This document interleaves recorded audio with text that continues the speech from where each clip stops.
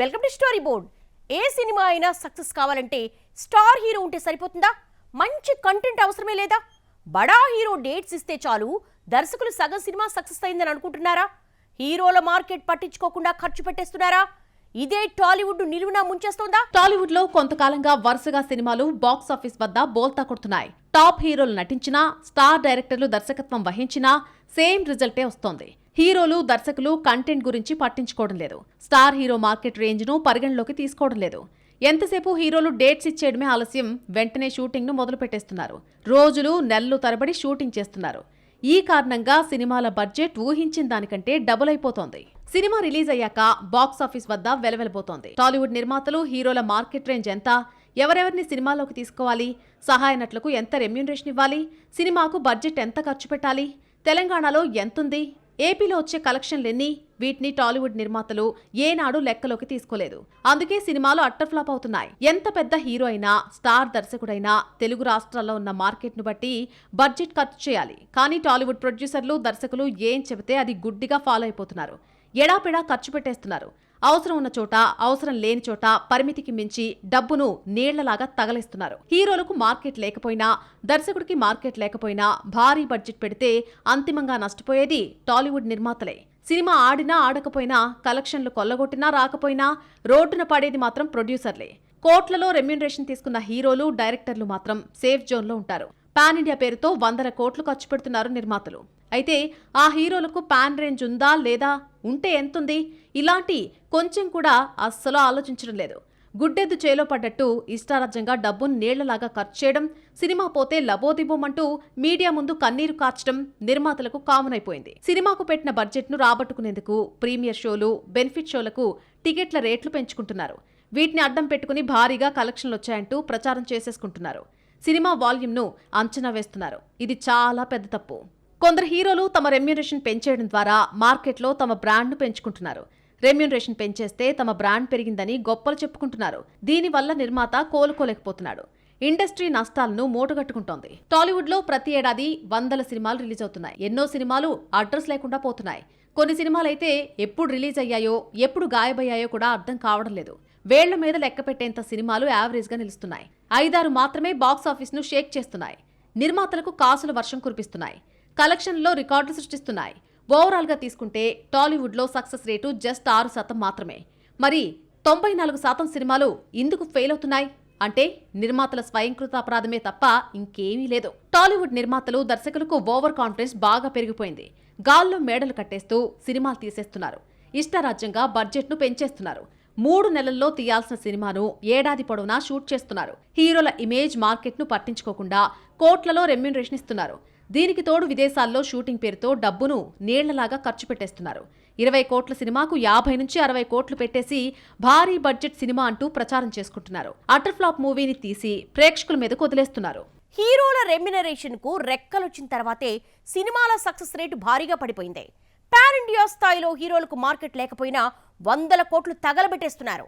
Cinema flop అయితే నెత్తినోరు బాదుకుంటున్నారు. Flop అయ్యాక ఏడ్చే బదులు సినిమా తీసే సమయంలోనే జాగ్రత్తగా వ్యవహరిస్తే నష్టాలు ఎందుకు వస్తాయి? 2025లో విడుదలైన భారీ సినిమాల్లో అత్యధిక శాతం ఫ్లాప్లు, డిజాస్టర్లే. టాప్ స్టార్ల సినిమాలు బాక్స్ ఆఫీస్ వద్ద డిజాస్టర్లుగా మిగిలిపోయాయి. వీటి వల్ల టాలీవుడ్ కు దాదాపు 1000 కోట్ల వృధా అయ్యాయి.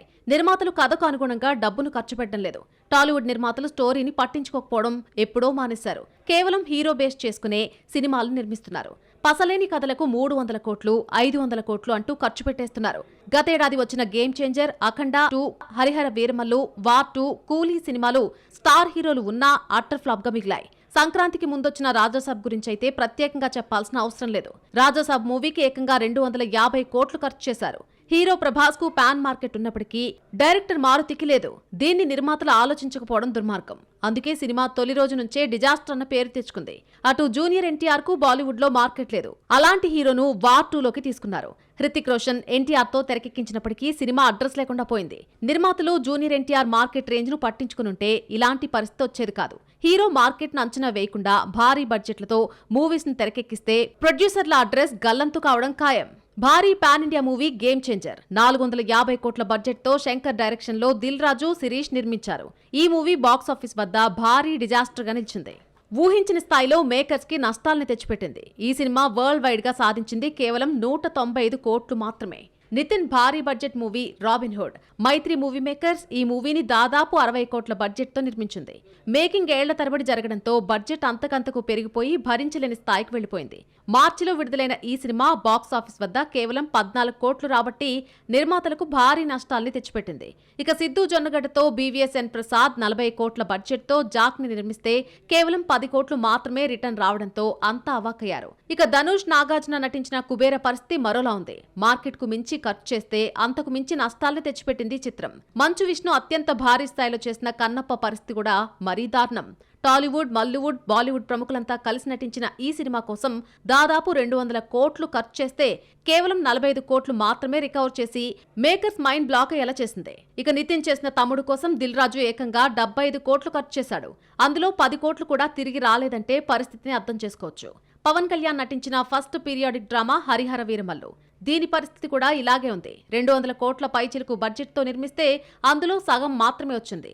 నిర్మాత ఏఎన్ రత్నంకు భారీ షాక్ ఇచ్చింది. రౌడీ స్టార్ విజయ్ దేవరకొండ నటించిన కింగ్డమ్ భారీ అంచనాల మధ్య విడుదలై డివైడ్ టాక్ ని సొంతం చేసుకుంది. 130 కోట్లతో నిర్మిస్తే 80 కోట్లు మాత్రమే రాబట్టి భారీ నష్టాల్ని మిగిల్చింది. ఘాటి, మాస్ జాతర బడ్జెట్ ని కూడా తిరిగి రాబట్టలేకపోయాయి. ఇక చివర్లో విడుదలైన ఆంధ్ర కింగ్ తాలూకా, అఖండ 2 బాక్సాఫీస్ వద్ద బోల్తా పడ్డాయి. కోట్లలో నష్టాల్ని తెచ్చిపెట్టాయి. 2025లో విడుదలైన భారీ సినిమాలు స్టార్ పవర్ ఉన్నా కోట్లలో నష్టాల్ని తెచ్చిపెట్టాయి.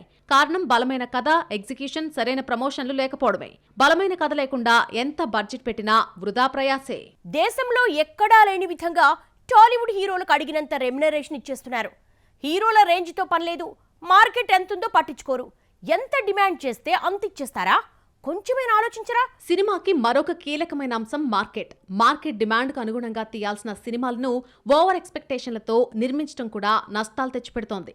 ఓ హీరో మార్కెట్ను బట్టి అతనికి రెమ్యునరేషన్ ఎంత ఇవ్వాలి, అలాగే హీరోయిన్కున్న క్రేజ్, హిట్లు, ఫ్లాపుల పర్సంటేజ్ని బట్టి పారితోషికం ఇవ్వాలి. డైరెక్టర్ కూడా ట్రాక్ రికార్డ్ చూసి డబ్బులు ఇవ్వాలి. కానీ టాలీవుడ్లో ఒకప్పుడు ఉన్న ఈ ట్రెండ్ ఇప్పుడు ఉందా అంటే లేదనే చెప్పాలి. బాహుబలి ఆల్ ఇండియా లెవెల్లో బాగా ఆడేసిందని ప్రతి సినిమాను పాన్ ఇండియా రిలీజ్ చేయడం సరైన పద్ధతి కాదు. ఇలా పాన్ ఇండియా పేరు చెప్పి మామూలు హీరోలు, డైరెక్టర్లు కూడా విపరీతంగా రెమ్యునరేషన్లు పెంచేసుకుని నిర్మాతలకు భారంగా మారుతున్నారు. అందరికీ స్టార్ హీరోల డేట్లు దొరకడం కష్టం కాబట్టి ఎవరో ఒకరితో సినిమాలు తీయాలనుకున్న నిర్మాతలు నిండా మునిగిపోతున్నారు. ఇప్పుడు బిగ్ ఫిల్మ్స్ అంటే బిగ్ రిస్క్. ముందు బడ్జెట్ ఎంత పెద్దదో వాసూళ్లు కూడా అంత పెద్దవిగా ఉంటాయని అనుకునే ట్రెండ్ ఇప్పుడు వర్కౌట్ కావడం లేదు. ఈ మధ్య కాలంలో విడుదలైన గేమ్ చేంజర్, హరిహర వీరమల్లు, అఖండ 2, రాజాసాబ్, వార్ 2 వంటి సినిమాలు దీనికి స్పష్టమైన ఉదాహరణ. 3 భారీ బడ్జెట్ సినిమాలే అయినా రికవరీ మాత్రం కేవలం 50% కూడా దాటలేదు. భారీ సినిమాలు ఇప్పటికీ ఇండస్ట్రీకి ప్రతిష్టాత్మకమైనవి, కానీ వ్యాపార పరంగా చూసుకుంటే డిజాస్టర్లే. స్టార్డమ్ మాత్రమే సరిపోదు, script sense, emotional logic, brand కూడా అవసరమే. స్టార్ పవర్, భారీ సెట్లు, బడ్జెట్లు, మార్కెటింగ్ బ్లిట్స్ ఇవన్నీ కూడా ప్రేక్షకుడి దృష్టిలో ఆశ కలిగించగలవు. కానీ ఆశను నిలబెట్టేది కంటెంట్ మాత్రమే. ఇప్పటి ప్రేక్షకుడు సినిమాకు అభిమాని కాదు, ఇన్వెస్టర్ లాంటివాడు. తన సమయాన్ని, తన టికెట్ మనీని పెట్టుబడిగా పెడుతున్నాడు. అందుకే సినిమా అతనికి రిటర్న్ ఎమోషన్ ఇవ్వాలి, అనుభూతి చెందాలి. రానున్న రోజుల్లో కంటెంట్ విషయంలో ఎంత పెద్ద స్టార్ అయినా జాగ్రత్తలు తీసుకోవాలని అర్థమవుతుంది. టాలీవుడ్ లో ప్రతి హీరోకి ఒక రేంజ్ ఉంటుంది. హీరో స్థాయిని బట్టి రెమ్యునరేషన్ ఇవ్వాలి. సినిమాను కూడా అంత బడ్జెట్లోనే నిర్మించాలి. 20 కోట్ల హీరోకు 50 కోట్లు పెడతామంటే నష్టాలే వస్తాయి. ఆ తర్వాత ఎన్ని ఏడుపులు ఏడ్చినా పోయిన డబ్బు మాత్రం తిరిగి రాదు. బాలకృష్ణ రేంజ్ 50 కోట్లకు మించదు. అంతకు మించి ఖర్చు చేసినా ప్రతి రూపాయి నష్టమే. పాన్ ఇండియా మార్కెట్ పేరుతో అఖండ 2 కోసం 150 కోట్లు పెట్టడం నిర్మాతల ఓవర్ యాక్షన్ కాకపోతే ఇంకేంటి? భారీ బడ్జెట్ పెడితే ఏమవుతుందో నిర్మాతలకు అఖండ 2 చూపించింది. ఇక నాగార్జున మార్కెట్ మహా అయితే 40 కోట్లకు మించదు. అలాంటి హీరోని నమ్ముకొని 100 కోట్లు ఎందుకు పెడుతున్నారు?